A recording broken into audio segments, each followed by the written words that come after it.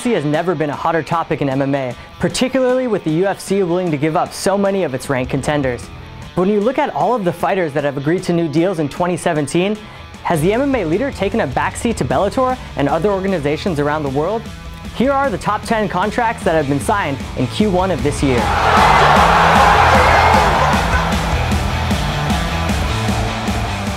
Dennis hasn't even fought yet, but he already markets himself as if he's a star in MMA. That cockiness has already turned Conor McGregor's training partner into one of the sport's top heels. And like it or not, a sneaky good pickup for Bellator. The Flash doesn't get a lot of love out west, but he's long been considered one of the best bantamweights in the world.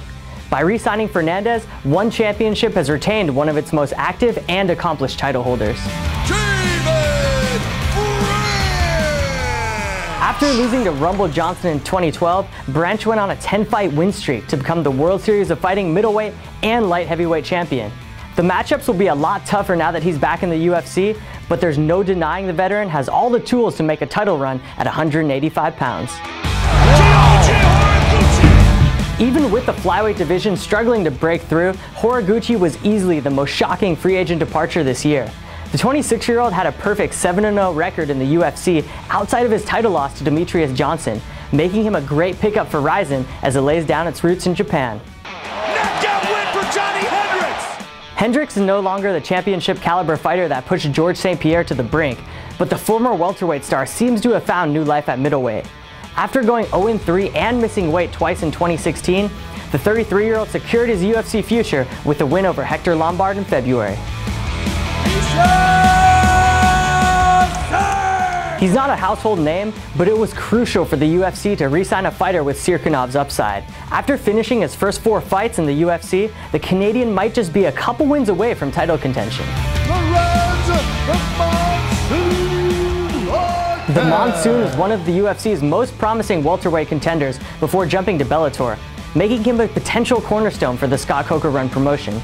Larkin joins the likes of Rory McDonald, Douglas Lima, Paul Daly, and Andrei Korechkov in the best division outside of the UFC since Coker's Strikeforce days.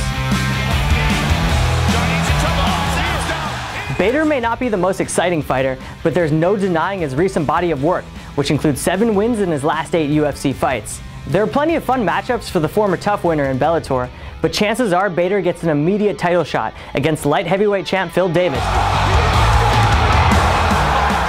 He may be getting up there in years, but Edgar is still one of the most well-rounded fighters in the world and a title threat across 2 divisions if he ever moves down to bantamweight. After signing a new 6-fight deal, it's safe to say the former UFC lightweight champ will finish out his Hall of Fame career inside the octagon. He is the all-time best in UFC history. The contract war between GSP and the UFC almost made its way into the courtroom, but the all-time great was finally able to settle on a new 4-fight deal with Dana White and WME-IMG.